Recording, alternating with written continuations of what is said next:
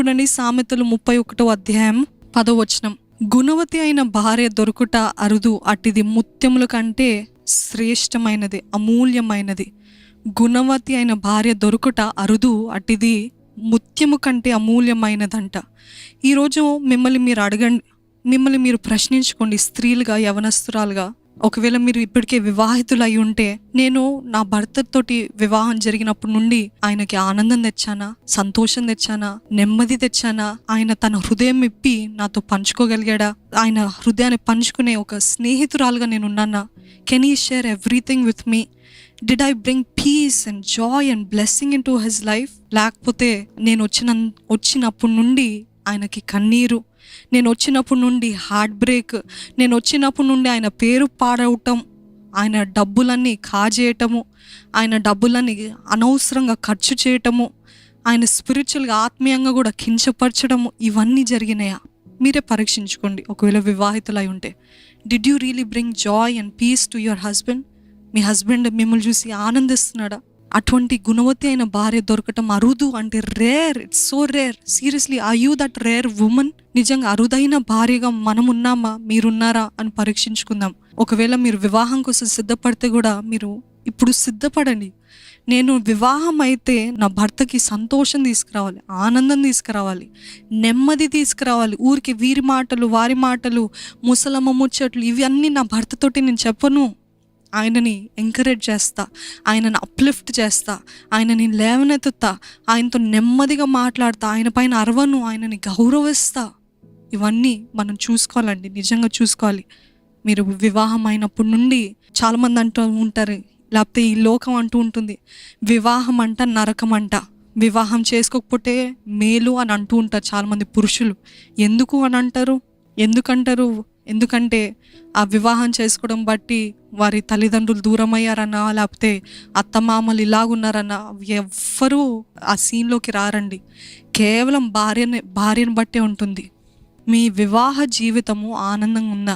మీ భర్త చెప్పగలుగుతాడా, నా వివాహం అయినప్పటి నుండి ఇంకా ఆనందంగా ఉన్నాను, ఇంతకాలం లేని ఆనందాన్ని నేను ఆనందం పొందుకున్నాను నా భార్య దొరికిన తర్వాత? నిజంగా అలాగా మాట్లాడే వాళ్ళు ఎంత అరుదు కదా, అలా చెప్పేవారు, అలాగా సాక్ష్యం ఇచ్చేవారు ఎంత తక్కువ కదా. ఈరోజు మీరు మీ భర్తని వివాహం చేసుకుంటే ఆయన పేరు పెరుగుతుందా, తరుగుతుందా? ఆయన రెప్యుటేషన్ ఇంకా మీ బట్టి పెరుగుతుందా, తరుగుతుందా? మీ బట్టి ఆయనకు చెడ్డ పేరు వస్తుందా? అందరి ముందు, బంధువుల ముందు నిందలు మీ బట్టి వస్తున్నాయా? ఆయన డబ్బులన్నీ మీరు చేర్చి పెడుతున్నారా? లేకపోతే ఈ చీరని, ఆ బంగారం అని, ఇదని అదని కొని పెట్టేసుకొని ఆయనకి ఏది మిగలకుండా చేస్తున్నారా? డబ్బులు లేవన్నప్పుడు నీకు నా పైన ప్రేమ లేదులే అంటారు కదా. డబ్బులు లేవు అని అంటే ప్రేమ లేదు అంతే. డబ్బులు కాదు లేనిది, ప్రేమ లేదు. నువ్వు నాకు కొని పెట్టాల్సిందే, అందరి ముందు నేను చూపియాల్సిందే, ఆ ఫంక్షన్ వస్తుంది, ఈ పార్టీ వస్తుంది అని నేను చూపియాల్సిందే అని అంటారు. అర్థం చేసుకో, కొంచెం మనం కష్ట పరిస్థితుల్లో ఉన్నామంటే సర్లేండి, పోన్లేండి అని చెప్పేవారు చాలామంది చాలా తక్కువ. డబ్బులు లేవంటే ఆయన, నువ్వు నీ తలైన కట్ చేసేవు కానీ నేను మాత్రం అది వేసుకోవాలి, అది కొనుక్కోవాలి అంటారు. Be careful. ఇవన్నీ కూడా ఆయన హృదయాలకి మీరు ఆనందం తెస్తున్నారో, బాధం తెస్తున్నారో, దుఃఖం తెస్తున్నారో పరీక్షించుకునేలాగా చేస్తూ ఉంటుంది. సామెతలు 18వ అధ్యాయము 22వ వచనం. భార్య దొరికిన వారికి మేలు దొరుకును, అట్టివాడు యెహోవా వలన అనుగ్రహము పొందినవాడు.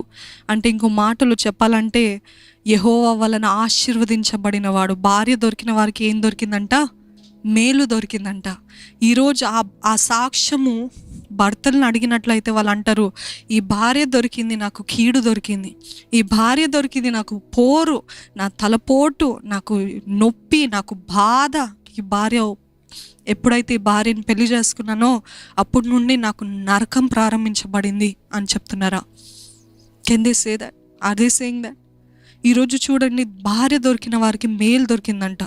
మేలు అట్టివారు నిజంగా దేవుడు అంటాడు ఆయన వాక్యంలో, స్వాస్థ్యము, ఆస్తి తల్లిదండ్రుల నుండి రావచ్చేమో కానీ భార్య మాత్రము దేవుడి దగ్గర నుండే వస్తుందంట. అంటే చక్కటి భార్య, గుణవతి అయిన భార్య దేవుని దగ్గర నుండే.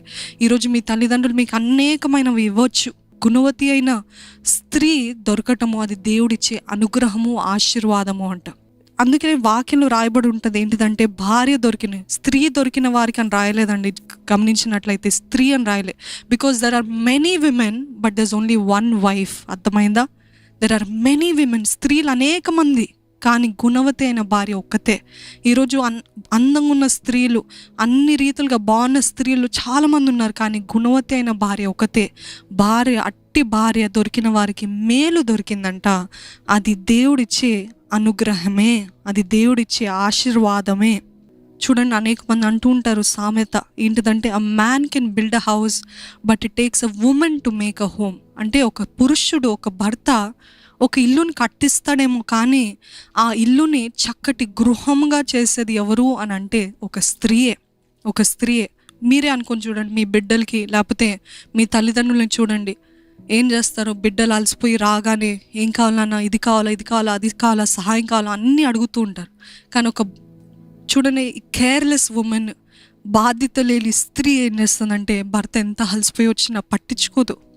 కాఫీ కావాలా, భోజనం పెట్టాలా, ఏం అడగదు. ఈయన పెద్ద చేశాడులే అన్నట్టు భావిస్తూ ఉంటుంది, అంత చనువుగా మాట్లాడుతూ ఉంటుంది. కానీ ఒక భర్త తన భార్యలో ఒక తల్లిని చూడగలుగుతాడా? ఆ ఆదరణ, ఆ ప్రేమ, ఆ ఆప్యాయత, ఆ పట్టించుకునే స్వభావము, పట్టించుకునే గుణము. ఒక తల్లి ఒక బిడ్డ తినలేదు అని అంటే ఆ బిడ్డ వెంటే తిరుగుతూ ఉంటుంది. ఎందుకు అని అంటే, అయ్యో ఆ బిడ్డ పుట్టలో ఏం లేదు, ఖాళీగా ఉంది, ఆకలితో ఉన్నాడు, ఆ బిడ్డకి ఎలాగైనా నేను పెట్టాలి అని ఆ బిడ్డ వెంటే తిరుగుతూ ఉంటుంది. కానీ వివాహం అయిన తర్వాత ఏం చేస్తారు స్త్రీలు? తింటే తిన్నాడులే, లేకపోతే ఏదైనా ఆర్డర్, స్విగ్గీ ఉందిగా, జొమాటో ఉందిగా, అది ఉంటే ఆర్డర్ ఇచ్చుకుంటాడులే అని అనుకుంటూ ఉంటారు కదా. we don't really take them important, treat them as important people కదా. ఒక తల్లి ఎలాగైతే బిడ్డలను ఆదరిస్తుందో, ఒక భార్య కూడా తన భర్తను అలాగా ఆదరించాలంట. ఒక తల్లిలాగా సేద తీర్చాలంట, ఒక తల్లిలాగా హత్తుకోవాలంట, ఒక తల్లిలాగా ఆయన బాధలో ఉన్నప్పుడు ఆదరించాలంట. ఈరోజు ఆయన బాధ చెప్పుకునే అంత స్థాయిలో మీరు ఉన్నారండి?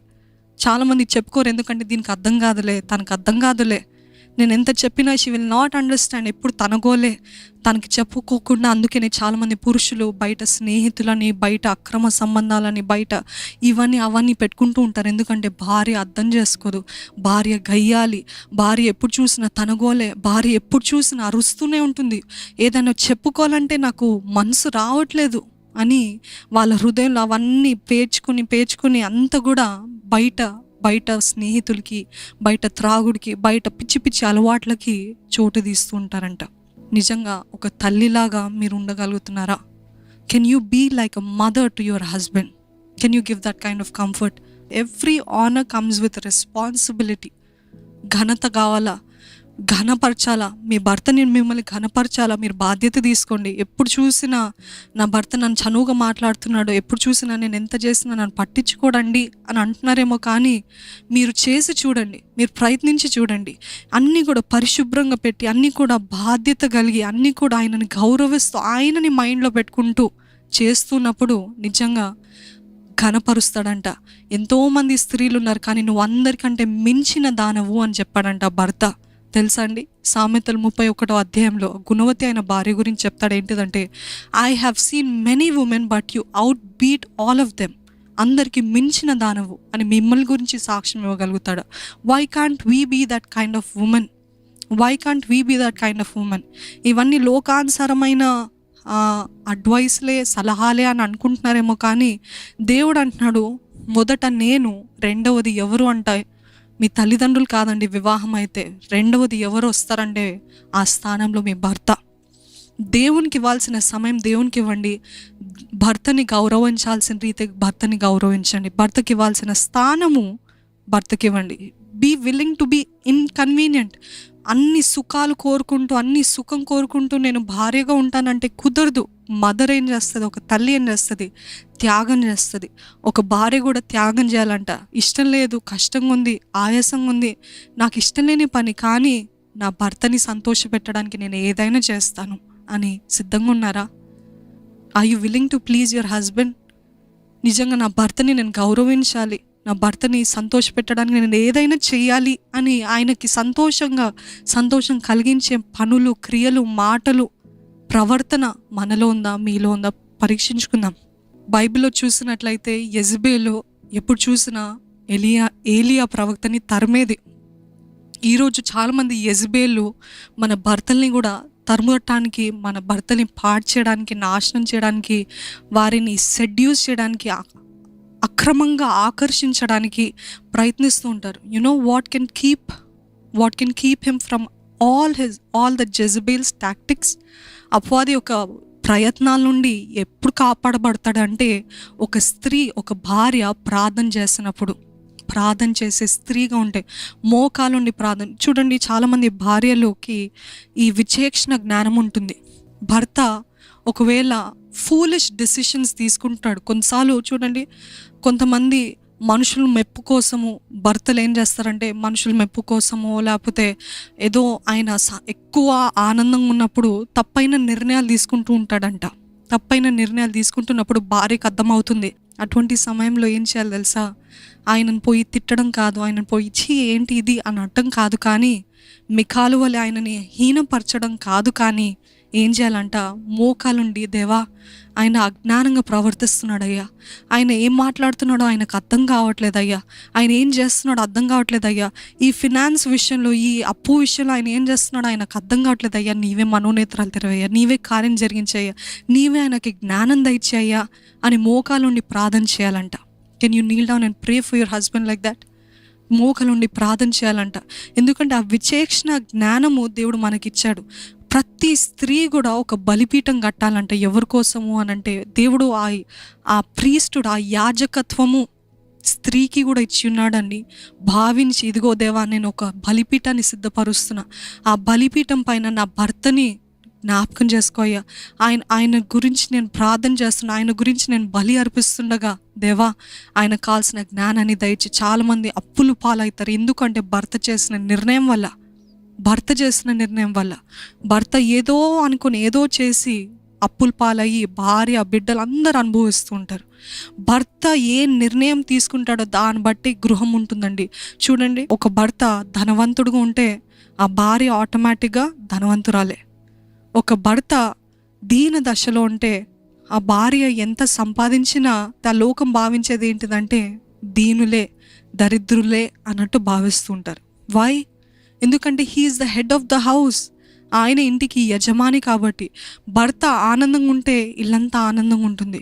భర్త చక్కటి నిర్ణయాలు జ్ఞానంతో దేవుని ఆత్మతోటి తీసుకుంటే నిర్ణయాలు, ఇల్లంతా సమాధానంగా ఉంటుంది, ఇల్లంతా నెమ్మదిగా ఉంటుంది, ఇల్లంతా కూడా సంతోషంగా నడుస్తుంది. అంతా కూడా భర్త చేతిలోనే ఉందని మర్చిపోతూ ఉంటాం. అందుకనే భర్తకి ఊరికే సలహాలు, భర్త పైన రాజరికము, భర్త పైన అధికారం చూపించడం కాదు, కానీ భర్త కోసము బలిపీఠం కట్టి భర్త గురించి ప్రార్థన చేయాలి.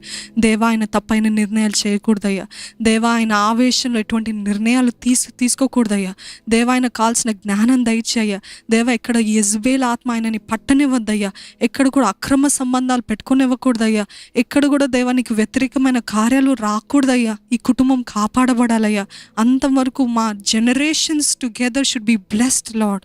తరతరాల దీవెన ఆశీర్వాదం ఆ కుటుంబంలో కావాలయ్యా అని భార్య ప్రార్థిస్తంట. నిజంగా ఆ ప్రార్థనని దేవుడు గౌరవించి దేవుడు కావాల్సిన జ్ఞానాన్ని భర్తకిస్తాడంట. ఇప్పుడు కొంతమంది ఈగోయిస్టిక్ ఉంటారు. నువ్వు చెప్పే మాటలు నేనెందుకు వినాలి, నీకేం తెలుసా నువ్వు మాట్లాడుతున్నావు. అందుకనే మనము సలహా ఇచ్చేంతవరకు మన బాధ్యత, కానీ దాని వెనకాల ప్రార్థన. అందుకనే ఎస్తేరు కూడా చూసినట్లయితే ఆ రాజు ముందు రావటానికి 3 రోజులు ఉపవాసం ఉండిందంట. అంటే ఆ రాజు చేతిలో ఉంది ఆ నిర్ణయం, ఆ డిసిషన్, తనని హతమార్చాలా లేకపోతే తనను బ్రతికించాలా అని. So be very careful, be a praying wife.